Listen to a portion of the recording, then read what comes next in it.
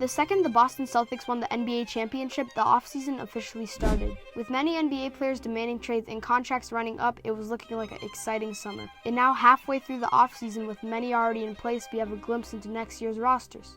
Join us in recapping the most impactful offseason transactions. Let's go.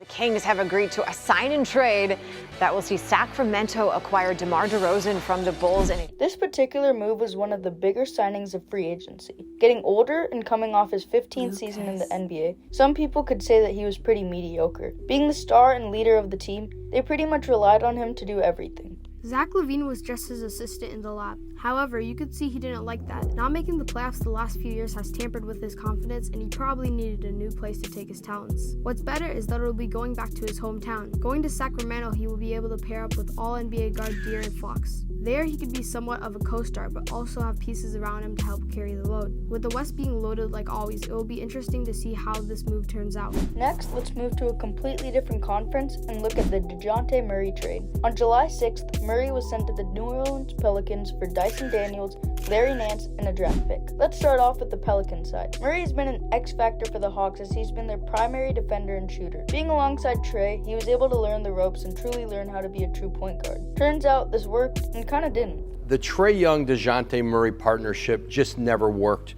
2 years of it. The Hawks did not do well with the two-guard lineup, and most people saw it coming. The record speaks for itself.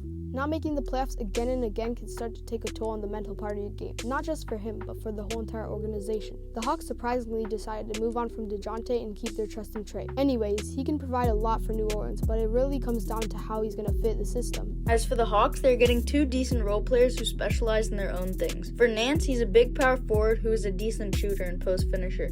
Dyson Daniels is a good perimeter defender and off-ball pest. It will be interesting to see how both teams use their new players to their advantage, and we will have to keep an eye out for this upcoming season. Now, this signing just brought a memorable dynasty to an end. When the news broke out that Klay Thompson would no longer be a Golden State Warrior, it felt like an end to an era. Yes, many people expected it, but the finality of him departing was even more heartbreaking than expected. If you ever think about the last 4 championships the Warriors have won, you will always think of the Splash Bros. Klay was a lethal demigod. His ability to shoot the three made the Warriors so unstoppable. 72-9 speaks for itself. He was a dynamic guard that fit into the Golden State system so perfectly. He was really the Warriors' final piece to success. That's what made this move so sudden and surprising. Now coming to the Mavs, he will bring an edge to the organization and a veteran presence.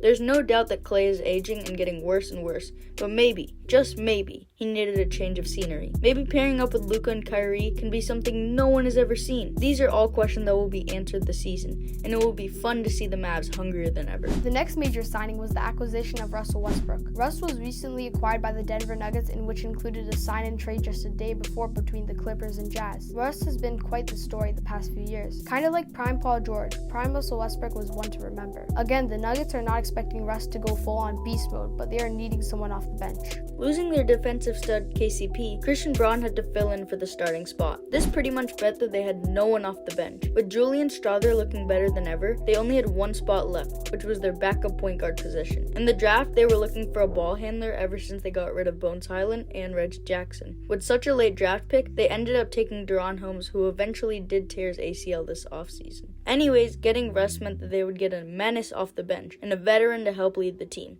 We will see how the signing fixes their bench struggles and helps them be back to a championship level team like they always have.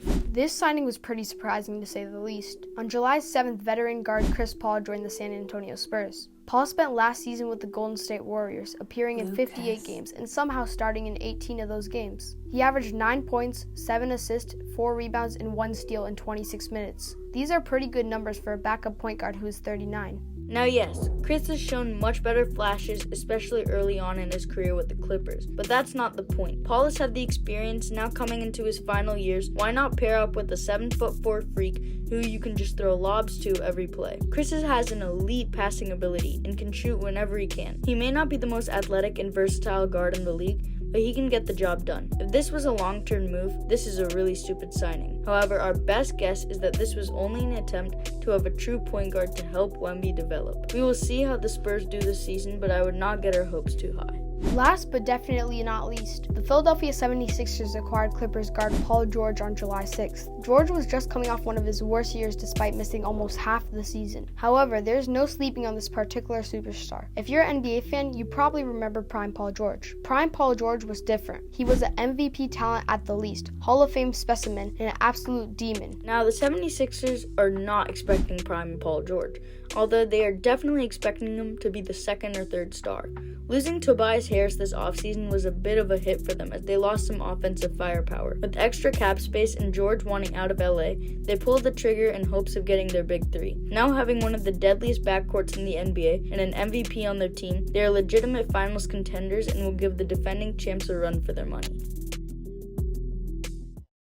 The offseason is nowhere near done. For example, in late September of last year, the big Damian Lillard trade happened. This proves that the offseason is without a doubt not finished, with teams still negotiating constantly. These signings and trades are just a few of many that have transpired over the offseason.